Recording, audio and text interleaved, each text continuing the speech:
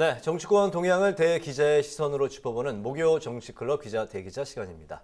오늘도 최병묵 전 TV조선 해설위원, 박찬수 한겨레신문 대기자 두 분과 함께하겠습니다. 어서 오십시오. 네, 반갑습니다. 안녕하세요. 네, 네, 오늘은 박찬수 대기자께서 발제해 오셨죠? 예, 여야 간의 쟁점이었죠. 이태원 참사 국정조사가 드디어 합의가 돼서 좀 전이죠. 좀 전에 국조계획서가 국회 본회의를 통과했습니다.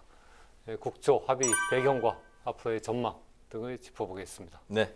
말씀하신 대로 이제 우여곡절 끝에 오늘 본 회의에서 이태원 참사 국정조사 계획서가 이제 채택이 됐습니다. 그런데 이제 바로 또 좀 파행을 겪었습니다. 특위가 한 차례 또 연기가 되는 일이 있었는데 그 이유가 발단이 대검을 조사 대상에서 빼달라는 여당의 요구가 있었기 때문인데 여당이 합의 하루 만에 왜 이런 또 요구를 하고 나선 것인지 그 이유부터 한번 짚어볼까요? 어떻게 보시겠습니까? 뭐 제가 볼 때는 첫 번째 드는 생각은 역시 이 정권은 검찰 정권이다. 대검을 빼달라는 것 때문에 여야 원내대표가 합의한 거를 바꿔달라고 요구한 사례는 이제까지는 사실 별로 없던 거거든요. 네. 근데 어쨌든 그만큼 검찰의 힘이 센 거죠. 세다는 걸 의미하는 거고요. 근데 그럼에도 불구하고 어쨌든 지금 큰 틀에서 그 국정조사에 물줄기에 잡혔기 때문에 대검에서 마약 조사 담당 부서만 넣는 걸로 해갖고 여야가 합의한 거 아닙니까? 네. 이렇게 합의해갖고 가는 거는 어쨌든 저는 바람직하다고 보고 또 여당도 그냥 준 것만은 아닌데 어쨌든 예산안 통과라는 하나의 그 선물을 받아낸 거거든요. 네. 이 국조란 게 예산안 통과가 안 되면은 시작이 안 되는 거니까 그만큼 뭐 여당으로서 나름의 신뢰를 챙겼다라고 얘기할 수가 있겠습니다. 원래 이렇게 이제 좀 그 회의가 한 차례 좀 연기가 되고 파행을 겪으면 좀 그 파행되는 그 시기가 다시 본회의 모일 때까지 시간이 좀 걸릴 수도 있는데 예. 바로 또 오후 4시에 예. 또 모여가지고 또 합의를 했습니다. 예. 어떻게 이런 현상은 어떻게 또 보셨습니까? 아니 그 얘기는 어쨌든 지금 그 이태원 참사 국정조사를 하지 않고는 네. 이 굉장히 그 국민들의 어떤 의혹이라든가 대통령에 대한 어떤 정부에 대한 현 정부에 대한 비난 같은 것을 피해갈 수 없다라는 것들이 네. 야당뿐만 아니라 여당 의원들도 상당히 좀 공감하고 있다고 보고요. 네. 이미 여당에서도 사실은 이상민 장관은 사퇴해야 된다는 얘기가 나오고 있지 않습니까? 근데 사퇴를 하려면 어쨌든 이상민 장관은 뭔가 잘못이 드러나야 되는 거거든요. 지금 윤 대통령은 정치적 책임을 묻지 않겠다고 얘기하는 거니까요. 네. 결국 그거는 국정조사를 통해서 그런 것들이 드러나면은 어쨌든 일정 부분 이제 내각 개편도 이루어지면서 이 사건이 마무리되는 거니까 그런 것들이 전체적으로 큰 틀에서 보면은 민심을 아우르고 윤석열 정권이 좀 앞으로 나가는데 도움이 될 것이다라는 정치적 판단 같은 것들이 여당 의원들 사이에서도 상당히 있다고 봐야겠죠. 네, 오늘 본회의 그 파행부터 국조 계획서 채택까지 어떻게 보셨습니까? 그 사실은 어저께 대검을 그 이태원 참사의 국정조사 그 조사 대상에 넣은 것이 잘못된 거죠, 사실은. 이게 대검하고 무슨 상관이 있습니까? 그리고 정말 그 뭐 여당이든 야당이든 간에 사실은 이걸 그 어떤 마약 수사에 뭐 전념하다가 이태원 참사가 벌어졌다는 거에 동의하는 사람이 얼마나 될까요? 저는 별로 없다고 봅니다. 그래서 대검을 처음부터 넣은 게 잘못된 건데 네. 그 부분에 대한 여당의 판단, 검토가 좀 미흡했던 것 아닌가 싶어요. 그러니까 이제 오늘 뭐 누군가가 지적을 했겠죠. 이게 이태원 참사와 대검이 무슨 상관이 있느냐. 그렇기 때문에 저는 이제 빼려고 했던 것이 아닌가 싶고 여하튼 그 점에서는 어저께 그렇게 됐든 어떻게 됐든 간에 이제 국민의힘에서 최초의 대검을 이 국정조사 대상에 넣었던 것이 잘못된 거죠. 그리고 앞으로도 이제 대검의 그 마약 담당 관련 그 부서를 이제 국정조사상에 넣었다고 하는데 네. 실제 나왔을 때 뭘 물어볼까요, 거기에? 국정조사에서 여야 의원들이? 전 물어볼 게 별로 없다고 생각해요. 왜냐하면 마약 관련해서는 뭐 검찰이 수사 개시도 못합니다. 그렇기 때문에 이런 점은 그 연관성, 이태원 참사의 연관성, 글쎄, 뭐 저는 별로 없다고 보기 때문에 아마 그게 사실상 무의미하다. 그러나 어찌됐든 간에 국민의힘이 그걸 넣었다가 하루 만에 빼자고 하는 것, 뭐 이 부분은 잘못된 거다. 처음부터 검토가 미흡했다. 네. 이렇게 지적을 안 할 수가 없습니다. 알겠습니다. 네, 오늘 이 우여곡절을 겪게 된 배경에 그 민주당에서는 대통령실의 그 지침이나 뭐 어떤 검찰의 입김 의혹을 제기하고 있는 그런 상황인데 국정조사 합의를 대통령실에서는 지금 어떻게 보고 있을지 그리고 앞으로 대통령실 의중이 국정조사 진행에 어떤 영향을 미치게 될지 들어보도록 하겠습니다. 근데 이게 이제 대통령실과 검찰의 입김 이렇게 민주당에서 얘기를 하고 있잖아요. 근데 제가 보기에는 검찰의 입김 글쎄요. 이런 거 가지고 검찰한테까지 뭐 어떻게 생각하냐고 물어봤을까요? 저는 그럴 것 같지는 않고요. 다만 대통령실의 입김이라는 거는 당연히 있겠죠. 그거는 윤석열 정부이니까 있는 게 아니고 네. 어떤 정부든 이런 문제와 관련해서 아니 이태원 참사에 관해서 국정조사를 한다는데 집권당하고 그러면 옛날에 청와대 지금의 대통령실하고 그게 조율을 안 하고서 이런 일이 있을 거라고는 아무도 생각하지 않습니다. 그런 점에서 본다면 앞으로 이 국정조사를 진행해 나가는 과정에서 그러니까 대통령실과 집권당의 어떤 의견 조율 이거는 당연히 있을 것이고 그리고 있어야 할 것이다. 이거는 과거 정부에도 당연히 있었다. 저는 이렇게 그 말씀을 드리겠습니다. 네. 네, 우선 두 가지 나눠보면요. 대통령실은 굉장히 불편한 기사가 있었던 것으로 제가 보입니다. 근데 과연 그것이 타당한 것이냐. 어쨌든 우리나라는 삼권 분립이거든요. 그리고 국회의 역할은 뭡니까? 국회의 역할은 그 대통령실을 옹호하는 게 아니고 행정부의 감시와 견제거든요. 네. 그 점에서 보면 어쨌든 이 정도는 더구나 지금 대통령이 당 총재도 아닌데 이 정도 국정조사는 그 국회 여당의 원내 지도부의 일임해 갖고 맡겨서 그 해결을 하게 해야지 국회의 정치가 살아나는 겁니다. 그걸 대통령실이 조금 좀 불편하다고 그래갖고 불편한 걸 전달하고 또 그 전달을 보고서 이제 이른바 국회 여당의 그 윤핵관들이 나서갖고 원내대표를 비난하거나 아니면 뭐 표결에 불참하지 않는 식으로 압박하는 거는 이렇게 돼갖고는 국회에서 여야 간의 타협 같은 걸 누가 하려고 하겠어요. 국회의 정치가 실종되는 거죠. 또 하나 이제 저는 그 검찰의 불만도 표시가 됐다고 봅니다. 한동훈 법무부 장관이 가만히 있지 않았을 거고요. 왜 대검이 들어가냐고 얘기했을 거고 왜 대검이 들어가냐에 대해서는 저도 그 최병 선배 얘기 일정 부분 공감합니다. 대검 해갖고 과연 얼마나 실효성 있는 답변이 나오겠냐라는 생각을 저는 하지만 이제까지 국정조사 하면서 모든 것들이 다 실효성 있는 부처라든가 대상들을 국정감사 기관으로만 넣었던 거 아니거든요. 여야 간에 하다 보면은 이게 나올지 안 나올지 모르지만 여야 간에 타협해갖고 이거 넣자. 설령 그 나중에 그 뭐 실효성이 있는 어떤 내용이 안 나오더라도 일단 넣자는 걸로 해갖고 여야 간의 정치적 타협이 많이 이루어졌는데 네. 그렇게 국조가 진행돼 왔는데 이번에 굳이 대검을 뺀 거는 그건 검찰의 입김이 상당히 작용했다고 보고 네. 검찰의 입김이 지금 강한 정권이기 때문에 그게 그렇게 가능했다고 볼 수가 있습니다. 알겠습니다.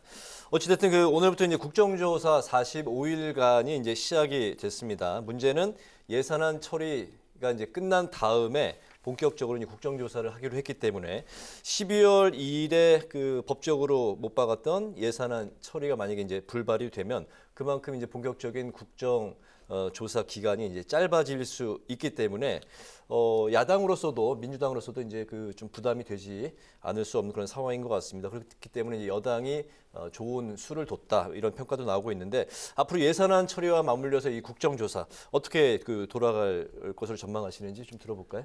일단 합의 자체가 그 예산안 처리가 끝나면은 이제 국정조사 기관 보고하고 증인 채택 등이 이루어지게 돼 있으니까요. 네. 예산안 처리가 일단 돼야죠. 돼야지 국정조사는 시작되는 거고 만약 예산안 처리가 늦어지면 국조는 당연히 뒤로 미뤄질 수밖에 없을 겁니다. 따라서 그 민주당으로서도 국정조사를 하려고 하면은 예산안 처리에 협조를 안 할 수가 없고 그 네. 점에서는 어쨌든 국민의힘으로서는 이번 정기국회에서 예산안 처리는 조금 더 수월하게 정부 쪽의 의견이 반영되는 쪽으로 일찍 예산 처리를 할 수 있을 가능성이 상당히 높아졌다고 봐야죠. 그런데 이제 그런 가운데 오늘 그 이재명 표 예산이라고 이제 국민의힘이 이제 반발을 했는데 공공임대주택 예산을 약 6조 원 규모로 증액해서 이제 단독 의결을 했습니다. 이런 일이 앞으로도 계속 또 이어진다면 예산안 처리에 이제 어려움을 겪으면서 국정조사에도 좀 이제 좀 난항이 있을 수도 있을 것 같은데 어떻게 보십니까? 아니 우선 지금 현재 뭐 상임위 차원에서 예산안을 증액하는 거는요 사실상 의미가 크지는 않습니다. 왜 그렇습니까? 그러냐면 네. 어차피 헌법에 보면 이 국회에서 증액하는 거는 정부가 동의하지 않으면 안 됩니다. 그렇죠? 그러니까 여기서 6조 아니라 뭐 얼마를 증액을 하든 간에 네. 정부가 동의를 해야 되거든요. 그런데 만약에 이런 식으로 정부 상임위에서 야당이 뭐 이재명 표 예산만 다 증액해놨다. 그럼 정부가 동의하겠습니까? 그 예산 통과 안 되죠. 네. 그렇기 때문에 이거는 뭐 큰 의미는 없지만 여하튼 정부 여당을 압박하는 모양새는 되겠죠. 그런 데서 의미를 찾을 수가 있고 네. 우선 이 국정조사 요구서 채택 문제는요. 사실 어느 당의 완승이 아닙니다. 그러니까 여당은 예산안의 법정 시한 내 통과 이런 것들을 어느 정도 담보를 받아내는으로써 플러스 요인이 되는 것이고 야당은 이태원 국정조사에 관해서 여당이 지금까지 소극적이었으니까 그걸 이끌어냈다는 점에서 또 소득이 있는 거거든요. 이렇게 본다면 양쪽에서 서로 소득이 있는 쪽을 맞바꾼 그런 경향을 보이기 때문에 제가 보건대는 만약에 지금 말씀하신 대로 그 예산안이 통과가 안 됐다? 그러면 당연히 국정조사는 없는 게 돼버리는 이 합의는 없는 게 되거나 아니면 연기해서 적어도 예산안이 통과된 뒤에 국정조사가 시작될 겁니다. 네네. 그렇기 때문에 이거는 완승이 아니고 양쪽에 그야말로 어떤 뭐 흔히 얘기하는 협치의 모양을 보여준 거다 이렇게 평가합니다. 네네. 네, 한편 이재명 대표 자택에 보관이 돼 있던 억대 현금 의혹으로 검찰의 이재명 대표에 대한 수사가 공식화가 됐는데요. 검찰의 소환 조사가 임박을 해오면서 민주당에서 공식적으로는 총력 대응을 말하면서도 내부적으로는 또 다른 목소리가 나오고 있습니다. 이재명 대표가 이제 앞으로 어떻게 나올까요? 글쎄요, 아니 우선 이 현금 부분에 관해서는 뭐 본인이 이제 모친상 때 부의금 뭐 이런 거 저런 거를 모아놓은 것이다 이렇게 얘기를 하고 있지 않습니까? 네. 네. 뭐 그 사실관계는 뭐 맞을 가능성도 있어요. 왜냐하면 이재명 대표는 그 동안에 계속해서 그 현금 보유라도 재산 신고를 해야 되잖아요. 그리고 그게 다 공개되잖아요. 그렇기 때문에 그거랑 맞춰보면 이 진위 여부는 뭐 금방 판명이 될 거고요. 그런데 이제 이재명 대표의 그 수사 문제, 이거는 지금 얘기한 저거는 그냥 수사의 어떤 단서를 찾기 위한 검찰의 노력, 이런 것들이 이제 KBS에 의해서 보도가 된 것에 불과하고 이제 실질적으로는 이재명 대표의 여러 갈래로 뭐 대장동 배임 의혹이라든가 성남FC 후원금 의혹, 그다음에 변호사비 대납 의혹 이런 게 지금 수사가 진행 중이기 때문에 그런 부분은 이제 결말이 어떤 게 먼저 나느냐에 따라서 뭐 이재명 대표의 소환 저는 반드시 있을 텐데 네. 아마 아마 그 문제도 첫 번째 변수는 예산안 통과 이후가 될 가능성이 높습니다. 그렇게 되면 이제 12월 2일이나 그 언저리에 예산안 통과되고 나서 이제 이재명 대표의 소환 문제를 아마 검찰이 이재명 대표 측과 조율을 하지 않겠습니까? 근데 이재명 대표 글쎄 뭐 소환에 응할 것이냐 응하지 않을 것이냐 뭐 이런 것도 논란이 많은데 저는 소환에 응하지 않을 가능성이 더 높다 이렇게 보고 있습니다. 그렇군요. 네. 우선 그 오늘 보도된 그 억대 이재명 대표 집에서 발견됐다는 억대 현금 그게 지난해 6월 일이거든요. 근데 지난해 6월이면 이제 본격적으로 민주당 경선이 시작될 텐데 그 이재명 대표 그 민주당의 이제 공식 해명을 보면은 그 억대 현금이란 건 그 경선 기탁금 보통 한 1억 정도 되거든요. 1억 그리고 네. 경선 사무실 임대 비용 그걸 위해서 이재명 대표가 본인 계좌에서 찾아갖고 갖고 있던 거고 나중에 또 본인 어떤 농협 계좌로 넣었다. 그리고 그거는 작년 그 재산 공직자 재산 신고에 이미 다 등록이 돼 있는 거다라고 얘기를 하니까 뭐 그거는 진위를 밝히는 건 그렇게 어려운 일이 아니고 이제 밝혀지겠죠. 밝혀지면 그걸 갖고서 뭐 이재명 대표를 수사하거나 소환하는 거는 현실적으로 어렵다고 보고요. 그래서 민주당에서는 이거는 검찰이 이재명 대표를 상처내기 위한 흠집 내기일 뿐이다라고 주장하는 거거든요. 그러니까 그 진위는 뭐 곧 밝혀질 거고. 그리고 앞으로 이제 이재명 대표를 소환을 하려면은 소환할 그 근거가 있어야 되는 겁니다. 가령 그 정진상 씨라든가 아니면 정진상 부실장이라든가 그 김용 그 부원장 한테서 그 돈 받은 거가 일부가 뭐 저희 경선 기탁금으로 이재명 대표의 승인하에 갔다거나 아니면 이재명 대표에게 전달됐다라는 그런 구체적인 증거라든가 증언이 나와야지만 야당 대표를 소환할 수 있지. 아무런 그런 게 없는데 단지 막연하게 저 이재명 대표도 관련됐을 것이다라는 것만 갖고는 소환이 불가능합니다. 그러니까 지금 현재로서는 이재명 대표의 검찰 소환을 얘기하는 건 너무 시기상조다라고 저는 그렇게 봅니다. 네네, 알겠습니다. 이재명 대표가 이제 그 대표로 선출될 당시 얻었던 그 득표율이 77.7%였는데 사법 리스크가 커지면서 당내에서도 뭐 조응천, 박용진 의원 뭐 이런 분들 같은 경우는 어떤 식으로든 그 이재명 대표의 좀 입장 표명이 있어야 되는 게 아니냐 이런 그 목소리도 나오고 있습니다. 이런 분위기를 두고 이런 목소리를 내는 건 당내 소수다. 또 반대로 다수의 침묵을 지키는 사람들은 또 이재명 대표의 약간의 그 변화된 그런 분위기를 지금 보이고 있는 것이다. 뭐 당내에서도 여러 가지 또 이제 그 해석들이 갈리고 있는 것 같습니다. 여쭤보고 싶은 게 현재 그 민주당 안에서 이재명 대표의 위상, 리더십 그리고 처음에 얻었던 그 득표율 77.7%에서 세력 확대에는 실패한 것인지 어떻게 보십니까? 세력 확대 실패라고까지는 뭐하지만 세력 확대가 계속되고 있는 것은 상당히 아닌 상황인 거는 맞죠. 그거는 제가 그 사실 이재명 대표가 어쨌든 국회의원 보선에 출마하고 당대표에 출마한 게 네. 저는 그 당시에서도 이게 굉장히 좀 대선에 위험하다. 패배한 후보가 이렇게 이르게 정치 복귀한 건 상당히 이례적인 거거든요. 네. 그 당시에도 저는 이런 그 국회의원 출마 그리고 당대표 출마가 결국 검찰 수사를 막아주지는 못할 거라는 얘기를 했었는데 지금 그렇게 되고 있는 거고 특히 이제 최근에 이제 두 측근이 구속이 되다 보니까 당내에서는 야 정말 저 어쨌든 사법적 책임까지는 갈지 안 갈지 모르지만은 이재명 대표가 상당한 정치적 책임을 져야 되는 상황이 올 수 있지 않느냐라는 의구심들이 당내에 상당히 있는 거고 그러다 보니까 당내 이제 의원들이 많이 이제 관망하고 있는 상태인 건 맞습니다. 맞지만은 또 한편으로는 지금 그 검찰의 수사가 이재명 대표뿐만 아니라 뭐 여러 야당 의원들 특히 어젠가 그저께인가는 그 문재인 정부 비서실장 했던 그 누구죠? 노영민. 예, 노영민 실장도 수사한다는 얘기까지 나오니까 이런 식으로 검찰의 이른바 전 정권과 현 야당 지도부에 대한 어떤 전방위적인 수사 이 자체는 너무 무리하고 일방적인 정치적인 그러한 탄압이라는 기류 또한 굉장히 강하기 때문에 지금 네. 당장 뭐 이재명 대표의 세력이 위축되거나 그게 이렇게 수그러들 거라고 보기는 저는 현실적으로는 어렵다고 그렇게 생각을 합니다. 네네. 네. 저는 뭐 대체적으로는 비슷한데 이렇게 생각합니다. 77.7%로 그 민주당 대표가 됐잖아요. 그러면 사실은 그 안에서는 핵심적인 지지층이라고 하는 사람이 뭐 예를 들어서 한 40 내지 50% 정도 되고 나머지 이제 한 20 내지 30% 정도는 아마 이재명 대표냐 아니면 이재명 대표의 사법 리스크에 고개를 갸우뚱하던 사람들도 결국 대안이 없는 것 아니냐. 이런 것 때문에 이재명 대표를 찍은 사람들이 저는 그 정도는 된다고 보거든요. 네. 뭐 그 정확한 수치는 아니지만 그러면 그 갸우뚱하면서도 이재명 대표를 찍었던 사람들. 이 사람들이 이제 사법 리스크가 수면 위로 올라왔단 말이죠. 그러니까 이 사람들이 그 갸우뚱했던 거를 다시 또 이제 제고하게 되는 과정이라고 저는 봐요. 그러니까 확대는 뭐 중단된 건 틀림없고 다만 이재명 대표가 대안이 없어서 찍었던 상당수의 그 어떤 비이재명계 내지는 중도계 그 당내에 있는 이 사람들이 이제 다시 또 고개를 좀 갸우뚱하게 된 거죠.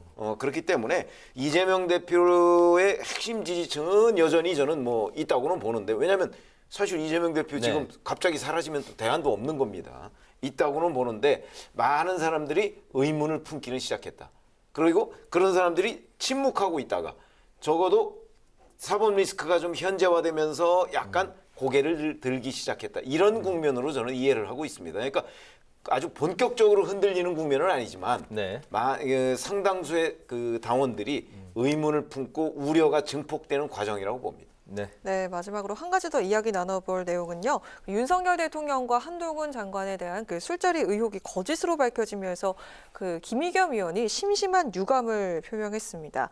근데 김 의원이 다시 되돌아가도 난 똑같이 그렇게 질문을 하겠다 이렇게 얘기를 했는데요. 근데 여당은 물론이고 민주당에서도 책임론이 확산이 되고 있는 상황인데 자, 이 상황에 대해서 오늘 이 사과에 대해서 또 총평을 해주신다면 어떻게 볼 수 자, 있을까요? 뭐 잘 아시다시피 김의겸 의원이 지금 이른바 저런 식의 잘못된 문제 제기를 한 게 처음이 아니지 않습니까? 더군다나 이것도 오늘 사과가 반쪽짜리도 안 되는 사과라고 저는 봅니다. 왜 그러냐면 지금 말씀하신 대로 바로 다시 이런 상황이 와도 질문하겠다 이렇게 얘기를 했는데, 자, 그러면 저는 이런 걸 질문하고 싶어요. 그럼 다시 이런 상황이 와도 아무런 팩트 체크를 하지 않고 물어보려고 하느냐? 적어도 기자 출신이자 청와대 대변인 출신이라는 사람이 그렇게 해도 되느냐 정말. 이런 질문을 하고 싶고, 그리고 사과도 또 뭡니까? 한동훈 법무부 장관하고 제일 많이 충돌을 했는데 한동훈 법무부 장관한테는 사과를 안 하고 등에다 넣었어요. 등. 이거는 저는 한동훈 법무부 장관에 대한 일종의 조롱이라고 보거든요. 그런 점에서 사과를 하려면 똑바로 하고 아니면 그 법적 책임을 져야 된다 이렇게 생각합니다. 뭐 김의겸 의원이 섣불렀다는 데는 뭐 사실 이견이 없는 것 같고요. 뭐 국회의원이 의심 가는 거 질문할 수는 있죠. 질문할 수 있는데 최소한의 사실 확인은 거쳤어야 되거든요. 가령 그 술집 이름이 뭔지, 그리고 첼리스트 본인의 증언이 아니라 제3자의 증언이었거든요. 그러면 이게 우리가 기자가 기사를 했을 때도 기사 요건에 약간 미달이 되는 거죠. 그런 그 최소한의 사실 확인을 거치지 않고서 질문한 거는 뭐 그건 김의겸 의원이 분명히 잘못한 거고, 그리고 그에 따라서 오늘 사과를 했는데 저도 사과를 조금 더 정중하고 본격적으로 했어야 됐는데 그 사과의 수준이 조금 좀 그 기대에는 좀 못 미치는 그런 건 좀 김의겸 의원이 좀 잘못한 게 아닌가 하는 생각이 들고요. 다만 이제 한동훈 장관도 좀 너무 지나치다는 생각이 드는 게 오늘 그렇게 김의겸 의원이 유감 표명을 했는데 당장한 게 유감 표명 필요 없고 법적 책임져라라고 얘기했는데 정치인이 뭐 잘못할 수 있죠. 잘못하면은 뭐 정중하게 정치적 책임을 지면 되는데 그걸 모든 걸 다 사법적 책임으로 몰아가려는 상황에서 우리나라 정치가 지금 실종이 되고 정치의 사법화가 이루어지고 있는 거거든요. 이거는 한동훈 장관도 과유불급이다라는 생각이 듭니다. 네. 네, 마지막으로 두 분의 한 줄 논평 들어보겠습니다. 최 의원님. 네, 지금 저희가 말씀을 드렸지만 이제 이재명 대표의 사법적 리스크 점점 더 수면 위로 떠오르고 있습니다. 그 다음에 지금 조금 전에 말씀드린 바로 김의겸 의원 대변인이죠, 지금 민주당에. 근데 따지고 보면 이재명 대표의 대변인이기도 합니다. 근데 그 김의겸 의원의 리스크도 또한 점점 더 커지고 그 후폭풍이 어디까지 일지 가늠하기조차 어렵다. 그래서 제가 오늘 한 줄 논평은 이재명과 대변인의 리스크로 하겠습니다. 네. 예, 여야가 오랜만에 이태원 참사 국정조사에 극적으로 합의했습니다. 그러니까 예산안 통과 뒤 국정조사라는 건데요. 여당은 예산안 통과라는 실리를 얻고 야당은 국정조사라는 선물을 얻은 셈인데 정말 오랜만에 보는 이렇게 타협, 정치적 타협인 것 같습니다. 그래서 저의 오늘 한 줄 논평은 오랜만에 본 정치의 부활로 하겠습니다. 알겠습니다. 방금 이제 한 줄 논평을 해 주셨는데 아쉬운 말씀을 또 전달을 해야 될 것 같습니다. 오늘이 박찬수 대기자님과 함께한 그 마지막 시간이 됐네요. 오늘 다른 또 일정이 있으셔서 스스로 잦은 하차 의사를 밝히셨습니다. 먼저 그동안 함께 하셨던 올 한 봄부터 됐나요? 네. 예. 그 사계절을 그래도 같이 지냈습니다. 예, 겨울이 예. 본격적으로 시작은 안 했지만 예. 소감 한 말씀 부탁드릴까요? 예, 제가 대선 직전부터 시작해왔고 대선 그리고 인수위 윤석열 정부 초반 6개월 동안을 기자 대기자 시간에 참여를 했는데요. 네. 저도 이 프로를 진행하면서 많은 걸 배웠고 또 아주 재미있는 이슈들에 대해서 논평을 할 수 있어갖고 굉장히 귀중한 시간이었던 것 같습니다. 앞으로도 이 기자 대기자 시간이 더욱더 건승하고 발전하기를 밖에서 기원하겠습니다. 감사합니다. 고맙습니다. 네. 그동안 시원시원했던 논평 네. 굉장히 인상적이었고 감사의 말씀을 드리겠습니다. 앞으로 건강하시고 또 활동하시는 모습 저희가 잘 지켜보도록 하겠습니다. 고맙습니다. 네, 오늘 목요 정치클럽 기자 대기자 이제 마칠 시간이 됐는데요. 지금까지 최병묵 전 TV조선 해설위원, 박찬수 한겨레신문 대기자 두 분과 함께했습니다. 오늘 말씀 잘 들었습니다. 네, 감사합니다. 고맙습니다.